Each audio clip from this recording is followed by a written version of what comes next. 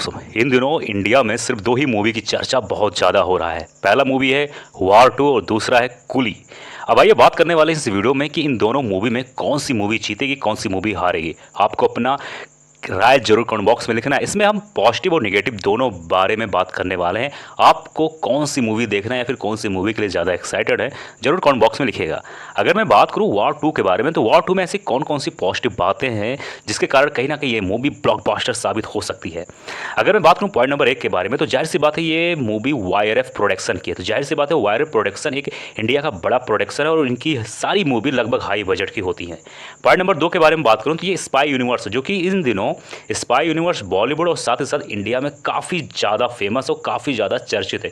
क्योंकि अगर आप देखें स्पाई यूनिवर्स की जितनी भी मूवी अब तक आ चुकी हैं, टाइगर सीरीज हो, पठान हो, उनमें जितनी भी मूवी अब तक बनी है, सब मूवी कहीं ना कहीं हिट ब्लॉकबस्टर साबित हुई और कहीं ना कहीं दोस्तों उन्होंने बॉक्स ऑफिस पर तगड़ा कलेक्शन किया है।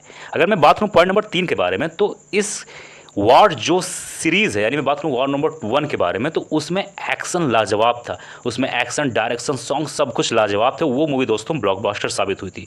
इसी के सिलसिले में ऐसा देखने में ऐसा भी लग रहा है कि इस मूवी में एक्शन जाहिर सी बात है ब्लॉकबस्टर होने वाला है, क्योंकि एक्शन के दम पर ही वार मूवी सुपर डुपर हिट हुई थी और कहीं ना कहीं इस मूवी में भी ऐसा उम्मीद किया जा सकता है। अगले पॉइंट के बारे में बात करें तो ऋतिक रोशन का और NTR का फेस ऑफ लोग बहुत ज़्यादा एक्साइटेड हैं, बहुत ज़्यादा इंतजार कर रहे हैं NTR और ऋतिक रोशन को आमने सामने देखने के लिए।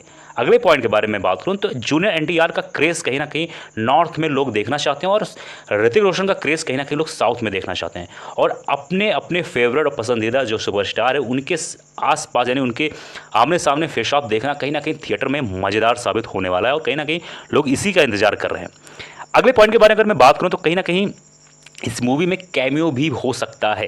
अब कैमियो दोस्तों इसमें पठान और कहीं ना कहीं टाइगर का कैमियो भी देखा जा सकता है, क्योंकि स्पाई यूनिवर्स का सीरीज़ है। तो जाहिर सी बात है लोग इंतजार करेंगे कि इस मूवी में किसका कैमियो होगा।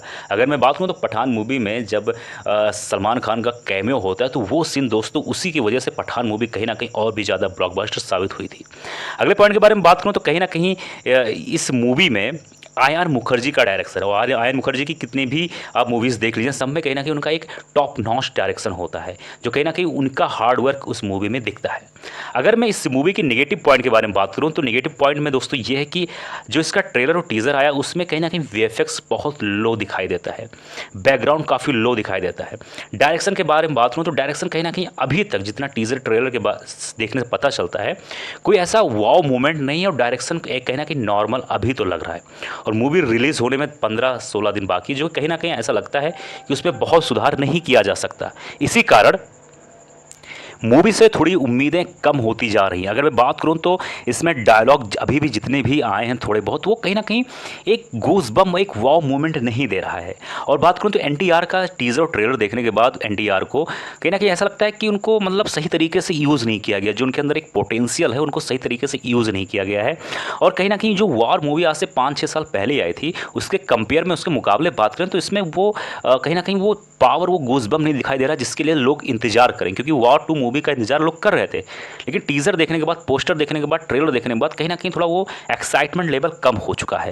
तो ये थे नेगेटिव बातें। अगर मैं बात करूँ कूली के बारे में कि कूली मूवी कैसे साबित, कितनी ब्लॉकबस्टर साबित हो सकती है, तो कूली मूवी में दोस्तों खास बात यह है कि कूली मूवी सन टीवी के द्वारा बनाई जा रही है, जो कि सन टीवी के द्वारा अब तक जितनी भी मूवीज़ आई हैं कहीं ना कहीं ब्लॉकबस्टर हुई हैं।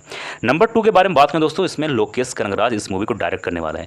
शायद मुझे बताने की जरूरत नहीं कि लोकेश कनगराज इस समय इंडिया के सबसे बेहतरीन डायरेक्टर में से एक हैं। इनकी जितनी भी पिछली मूवीज़ आप देख लीजिए, विक्रम, लियो, सारी मूवीज़ का डायरेक्शन, VFX टॉप नॉच होता है और इसीलिए इस मूवी से और उम्मीद किया जा सकता है।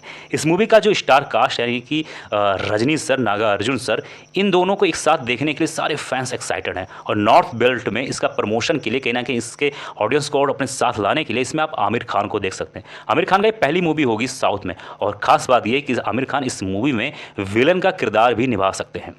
अगले पॉइंट के बारे में बात करें तो देखो, लोकेश कनगराज का ये मूवी हो सकता है, ये मूवी LCO से भी कनेक्टेड हो जाए, यानी कि विक्रम मूवी, लियो मूवी से भी कनेक्टेड हो सकता है, ऐसा लोग उम्मीद लगा रहे हैं। अगर ऐसा होता है दोस्तों तो ये मूवी 1000 करोड़, 1500 करोड़ आराम से क्लब पार कर लेगा।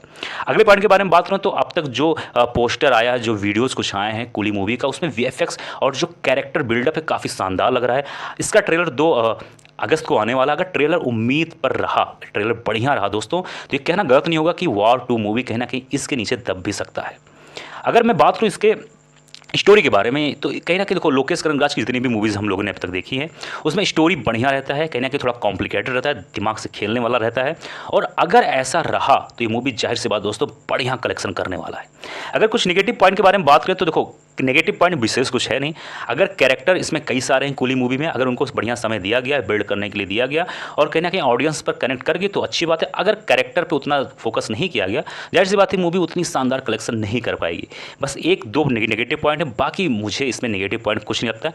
आप किस मूवी के लिए एक्साइटेड हैं, कौन सी मूवी पर कौन से कमेंट करना चाहते हैं जरूर लिखिएगा। मिलते हैं अगले वीडियो में। जय हिंद, जय भारत।